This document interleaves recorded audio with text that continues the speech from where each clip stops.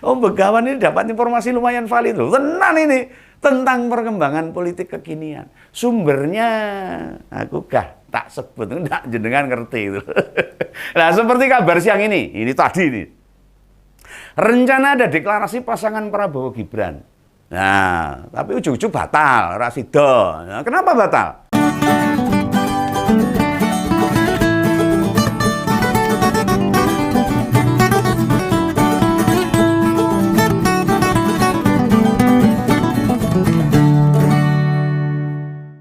Halo, ketemu lagi dengan Om Begawan. Jangan kurangi bahagia Anda. Tetap di Ngompol, ngopini politik. Ternyata ini masih banyak nih ngompolers yang meragukan analisis Om Begawan. Bila Gibran itu akan berpasangan dengan Pak Prabowo, koalisi Indonesia Maju. Surung-surung. Tapi itu boleh saja. Kita bebas kok, beda pandangan. Yang penting masih satu tujuannya. Memenangkan Pak Ganjar sebagai Presiden ke-8 Indonesia. Kita bisa melihat manuver Gibran masa-masa yang lalu.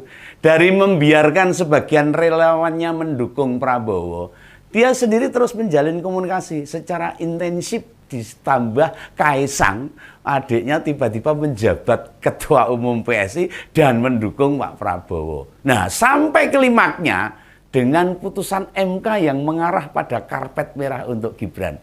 Meskipun terkesan kasar dan jauh dari adab etika politik dan hukum. Ya sebenarnya membaca putusan MK ini ada konflik kepentingan atau enggak. Itu mudah saja kok, gampang kok. Masyarakat awam aja ngerti nih. Kita dengarkan kembali nih. Dissenting opinion. Atau pendapat hakim yang beda keputusan dengan hasil putusan yang dibacakan. Ya paling tidak kita resapilah setiap kalimat demi kalimat yang disampaikan Profesor Sahdi Isra dan Profesor Arif Hidayat. Dua di antara 4 hakim yang tidak setuju, mungkin bagi yang belum terbiasa, terkesan rumit dan bulet-bulet itu. Ya nyat hukum itu nyat gitu. Orang kayak tuku tempe. Ya begitu itu bahasa hukumnya. Memang pakai bahasa yang baku. Nah ini 2 hakim itu menyoroti berbagai kejanggalan. Sejak pendaftaran gugatan sampai pembacaan putusan, termasuk pemohon yang awalnya narik gugatan, ujuk-ujuk tiba-tiba itu membatalkan penarikan permohonan. Ini apa ini, model apa ini? Jelas itu peristiwa janggal, bin aneh, bin lucu, bin ra lucu. Yang perlu dipertanyakan. Mestinya keputusan ini kan menguntungkan Pak Ganjar. Harusnya kok malah kupasan ngompol arahnya ke Pak Prabowo. Lah Mas Gibran itu jelas kader PDIP loh. Dan seandainya gugatan dikabulkan, bukankah Mbak Puan juga pernah menyampaikan, bila MK mengabulkan, bisa juga ada usulan pasangan Ganjar-Gibran. Nah, tapi mengapa anggapan umum? Justru Prabowo yang diuntungkan. Itu makin menegaskan loh. PDIP dalam memperjuangkan kemenangan harus berdiri bukan hanya sesuai aturan hukum, namun juga menjaga etika adab marwah hingga kesantunan dalam berpolitik. Orang mau nganggere dhewe sak geleme udele dhewe. Wah, parah nek kaya ngono ya. Pertarungan Pilpres itu bukan hanya menang-menangan, pokoknya dadi presiden. Ora gitu, bukan begitu. Kita penting memahami dan menyadari. Dalam meraih cita-cita harus diwujudkan dengan cara-cara yang baik, yang beradab. Misalnya ini, kita punya anak, pas mau ujian kenaikan kelas, masa mau kita ajari dengan mencontek atau nyogok gurune ben bijine gede itu. Kan ya tidak toh. Demikian pula dengan politik. Merebut kekuasaan dengan jalan yang baik, jalan di mana kesulitan dan tantangan butuh diselesaikan.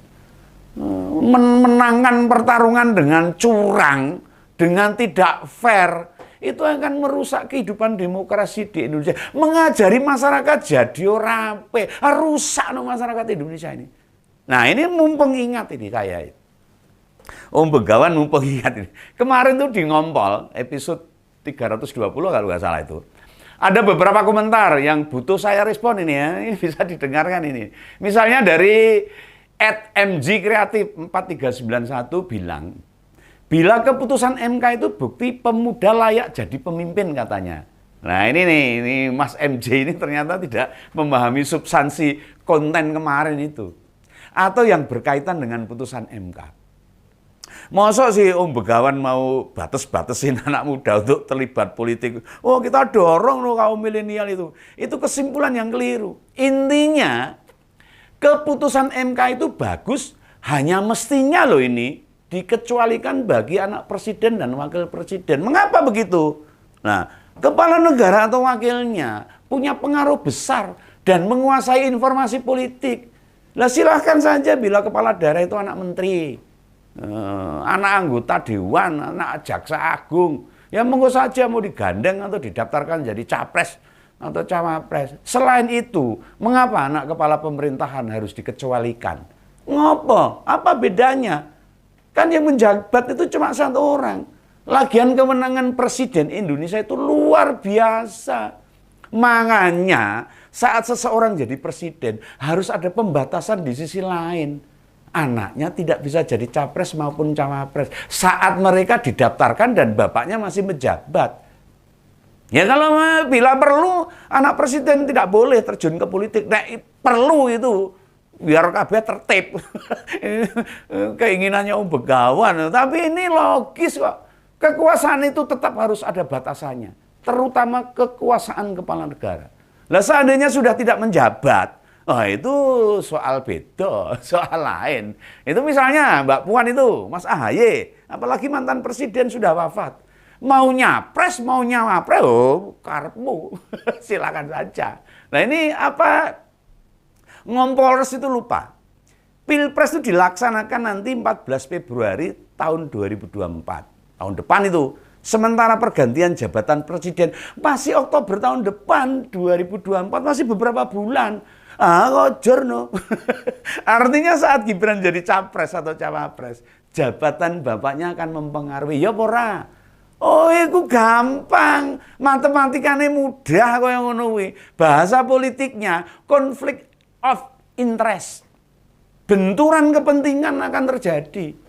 Bukan anak kandung biasa loh, bukan anak kandung saja loh. Termasuk mantu presiden tidak boleh jadi capres dan cawapres. Termasuk keluarga Pak Kiai Ma'ruf Amin yang saat ini jadi wakil presiden. Nah, pasti ada yang bilang, itu mendiskriminasi namanya. Iya, Om Begawan tadi kan sudah dijelaskan, menjelaskan. Biar tidak ada konflik kepentingan.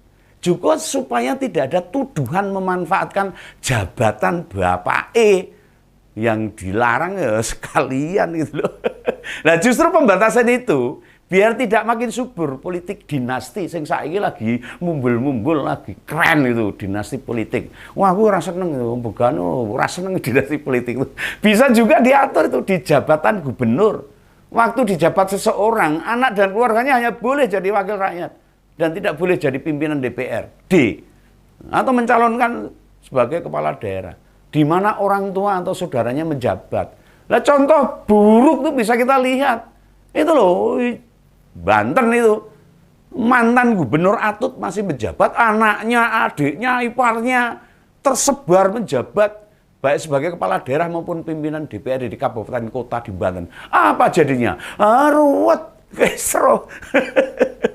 Remuk. Loh, bagi para pengamat hukum, ahli hukum, saya tantang untuk ajukan RUU ke DPR tentang larangan politik dinasti. Wani pora atau revisi undang-undang pemilu sekalian.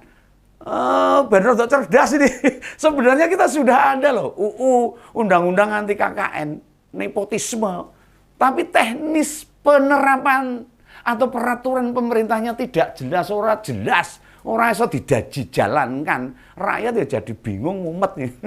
Sehingga siapapun yang jadi presiden, wakil presiden, gubernur atau wakil gubernur, keluarganya tidak ikut-ikutan bertarung dalam pilkada. Ini ben fair ini. Jadi wakil rakyat rapopo, ora masalah. Asal juga bukan jadi pimpinan DPRD. Nah, masa nanti rapat paripurna bapaknya teko sebagai kepala daerah, anaknya mimpin rapat, ruwet loh. Bagaimana wakil rakyat bisa kritis pada kepala daerah?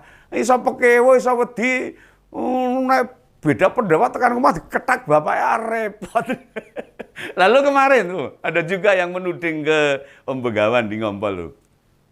Dari akun @erik4483 itu yang menyebut gimana bila malah terjadi Ganjar Gibran, Mas Begawan. Ya tak jawab Mas Erik. Kemungkinan itu kecil. Iya ini menurut Begawan loh ini.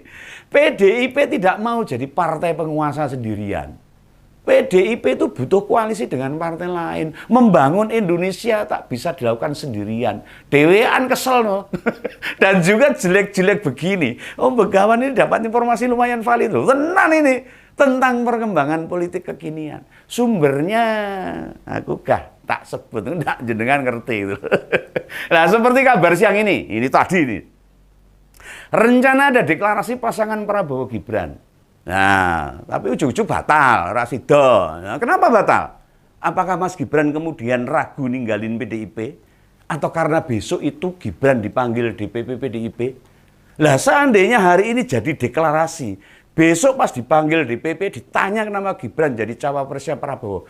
Kan rada angel. Terus piye nih, bahaya Coba ini dipikir ini. Atau bisa juga ini, batalnya deklarasi karena pengaruh faktor lain. Nah, belum ada info yang tak peroleh kalau masalah ini. Gulek-gulek sih ini. Nah, di episode sebelumnya, Om Begawan itu sudah sampaikan. Keputusan MK itu jadi kado ulang tahun Pak Prabowo hari ini tanggal 17 Oktober. Dan perayaan ulang tahun ini dan perayaan ulang tahunnya Pak Prabowo ini mau sekalian dengan deklarasi Prabowo Gibran. Jebel ora jadi. Tidak kedaden kalau bahasa Jawanya itu. Nah, peristiwa ini juga hampir sama dengan waktu Rakernas Projo. Hari Sabtu yang lalu tuh. Rencana akan tampil di panggung Prabowo Gibran. Keren itu kalau ada itu. Iya batal. Orang sido itu.